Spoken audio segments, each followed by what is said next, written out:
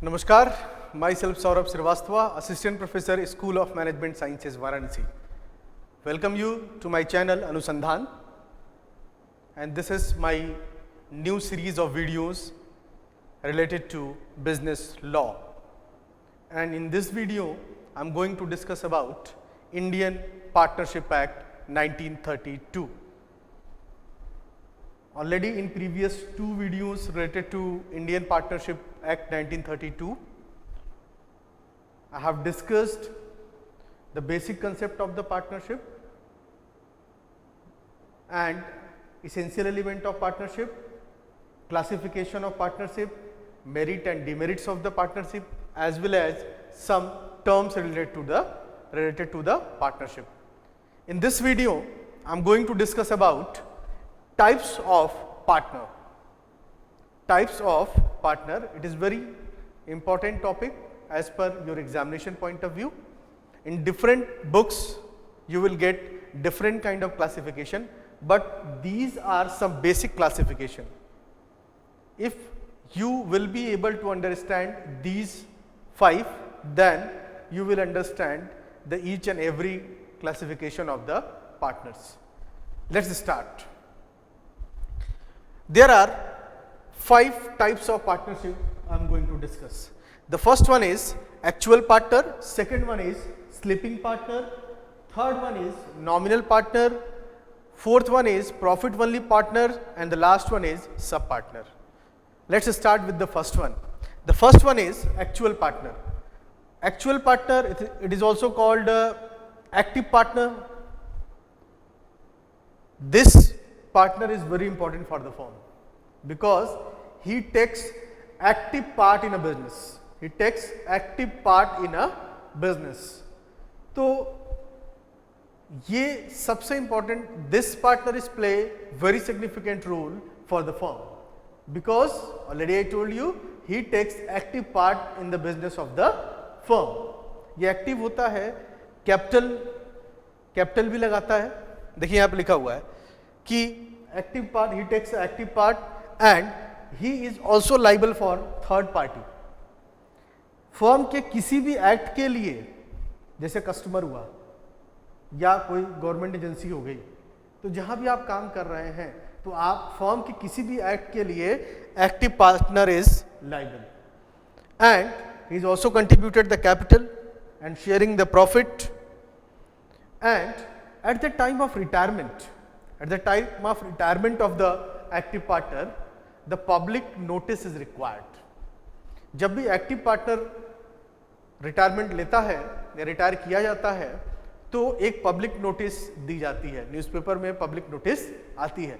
Public notice का मतलब क्या है कि भाई बताया जाता है कि अब ये इस ऑर्गेनाइजेशन या इस फर्म के पार्ट नहीं है और इनसे अब कोई आगे कोई डील मत करिए. ठीक है, तो इसलिए पब्लिक नोटिस भी देना जरूरी है क्योंकि एक्टिव पार्टनर्स सारे लोगों से इंटरेक्ट करता है और उसकी लायबिलिटी भी ज़्यादा है और विजिबिलिटी भी ज़्यादा है. जितने भी स्टेक होल्डर्स हैं सबसे कम्युनिकेट करता है और एक्टिवली बिजनेस में पार्टिसिपेट करता है. इसलिए the public notice is compulsory in the case of active partners. If the active partners got permanent disable, insanity, पागल हो गया या कोई परमानेंट हाथ पैर टूट गया, परमानेंट इनकैपेसिटी हो गई, तो उस केस में पार्टनरशिप डिसॉल्व करने का ग्राउंड तैयार हो जाता है. It is also a ground to dissolve the partnership. To dissolve the, अगर एक्टिव पार्टनर इंसैनिटी या परमानेंट इनकैपेसिटी में आता है, it may be the partnership may be dissolved on the ground of insanity or permanent incapacity of active partner. तो कुछ basics बातें हैं, याद रखना है कि भाई अगर 2-3 बातें हम लोग याद रखें तो कभी भी इसको बहुत याद करने जैसा लेंदी नहीं है. 2-3 बातें याद रखनी है कि भाई ये एक्टिव पार्ट करेगा, ठीक है, एक्टिव पार्ट करेगा. थर्ड पार्टी के लिए लाइबल है, हाँ थर्ड पार्टी के लिए लाइबल है. रिटायरमेंट के लिए पब्लिक नोटिस देनी होगी, हाँ देनी होगी. क्या इसकी परमानेंट इनकैपेसिटी ग्राउंड बनेगी, मतलब इनमें से 2-3 बातें भी याद हैं, जैसे आपका प्रॉफिट शेयरिंग हो गया, एक्टिव पार्ट है कि नहीं है, प्रॉफिट शेयरिंग है कि नहीं है, थर्ड पार्टी के लिए लाइबल है कि नहीं है, रिटायरमेंट के लिए नोटिस देना है कि नहीं देना है। अगर ये 3-4 बातें याद हैं तो कोई भी क्लासिफिकेशन ऑफ पार्टनरशिप में हम सब पार्टनर्स के बारे में, जितने भी टाइप से पार्टनर के बारे में एक अच्छा कंटेंट तैयार हो जाएगा और आराम से याद करके चीज़ों को हम लिख पाएंगे। जब आप समझे रहेंगे तो आपको ये मेमोराइज करने की, रटने की जरूरत नहीं है। Now the next one is sleeping partner. This is very clear with the name, dormant partner भी बोलते हैं और स्लीपिंग पार्टनर, सोए हुए हैं भाई। ही does not actively participate in business, ये एक्टिवली पार्टिसिपेट बिजनेस में नहीं करता है, लेकिन ये भी थर्ड पार्टी के लिए, फर्म के किसी भी एक्ट के लिए थर्ड पार्टी के लिए इसकी भी लायबिलिटी बनती है। जैसे कि एक्चुअल पार्टनर की बनती है, वैसे ही स्लीपिंग पार्टनर की भी बनती है। एज वेल एज इसको भी रिटायर होते समय पब्लिक नोटिस देने की जरूरत होती है। ठीक है। और अगर इनका इंसैनिटी या परमानेंट इनकैपेसिटी है तो ये डिसॉल्व का ग्राउंड नहीं बनेगा, लेकिन ये उतने ही महत्वपूर्ण हैं पब्लिक के लिए जितना कि एक्टिव पार्टनर। क्यों? क्योंकि इनको ये भी अगर नहीं है तो इनको भी नोटिस देनी पड़ेगी, पब्लिक नोटिस देनी पड़ेगी जब इनका रिटायरमेंट होगा, और ये थर्ड पार्टी के लिए लाइबल भी होंगे। ठीक है। ये कोई लेकिन एक्टिव पार्टिसिपेशन का बिजनेस में नहीं होगा। He does not participate actively in a business.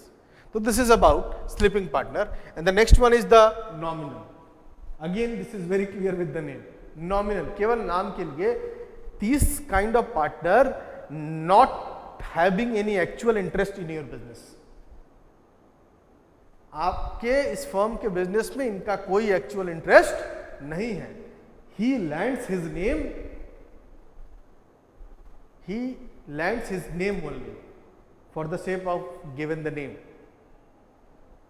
तो इनका क्या है कि ये केवल अपना नाम शेयर करते हैं, और नाम शेयर करते हैं इसका मतलब कि ये पब्लिक फिगर है, कोई पब्लिक फिगर है कि भाई जैसे कोई सेलिब्रिटी है, कोई बिजनेस आइकन है, उनका नाम बस जोड़ दिया अपने फर्म के साथ तो उसकी ब्रांड इक्विटी बढ़ जाती है। तो उसलिए नॉमिनल पार्टनर बनाए जाते हैं और इसीलिए थर्ड पार्टी के लिए लाइबल होते हैं। पब्लिक फिगर है तो पार्टी, भाई पब्लिक इनके नाम से फर्म को भी जान सकती है, इसलिए नॉमिनल पार्टनर का रोल ये है। इसलिए थर्ड पार्टी के लिए लाइबल भी होते हैं, इसीलिए इनको पब्लिक नोटिस भी रिटायरमेंट के लिए देनी पड़ती है। ये ना ही कैपिटल कोई कंट्रीब्यूट करते हैं, ना ही प्रॉफिट कोई शेयर करते हैं। कोई फीस दे दी जाए वो अलग बात है, लेकिन in the case of firm ये ना ही कोई कैपिटल शेयर करते हैं, ना ही कोई प्रॉफिट शेयर करते हैं। लेकिन पब्लिक फिगर है इसलिए पब्लिक नोटिस देना जरूरी है इनके रिटायरमेंट के समय, और पब्लिक फिगर है इसलिए ये थर्ड पार्टी के लिए लायबिलिटी भी इनकी बनेगी। तो this is all about nominal partner. The next one is, ये भी नाम से ही क्लियर है, partner in profit only. Profit only partner भी बोलते हैं। ये केवल इनको, क्योंकि देखिए मैंने पहले ही बोला था कि this is may be it is not conclusive statement, but prima facie sharing the profit in a business is the essential element of the partnership, not loss, but it is implied but not loss। ऐसा हो सकता है कि केवल profit कोई share करता हो, तो उस प्रकार के पार्टनर होते हैं जो पार्टनर इन प्रॉफिट ओनली है, जो पार्टनर इन प्रॉफिट ओनली है और केवल प्रॉफिट शेयर करते हैं, केवल प्रॉफिट शेयर करते हैं, और ये भी थर्ड पार्टी के लिए इनकी भी लायबिलिटी बनती है। तो this is about profit only partner और partner in profit only. And the last one is sub partner. Sub partner ये एक्चुअल में पार्टनर होते ही नहीं है, लिखा हुआ है no right against the firm, इनके पास कोई अधिकार नहीं होता है। ये पार्टनर के जो अंदर पार्टनर है वो पार्टनर सब पार्टनर है। जैसे मान लीजिए मैं पार्टनर हूं और मैंने अपनी बिटिया को अपने अंडर में पार्टनर बना लिया, तो उसका संबंध, उसका जो रिलेशनशिप बना वो केवल एक पार्टनर और सब पार्टनर के बीच में है। फर्म के अगेंस्ट उनका कोई राइट नहीं है। जो भी वो शेयर करेंगी वो हमसे ही शेयर करेंगी, हमारे प्रॉफिट से ही शेयर करेंगी, नहीं तो इनका एक्चुअल कोई राइट फर्म में नहीं है।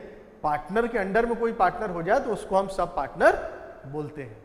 तो this is all about types of partnership. I hope आप सभी को ये बात समझ में आई होगी। थैंक यू सो मच, धन्यवाद।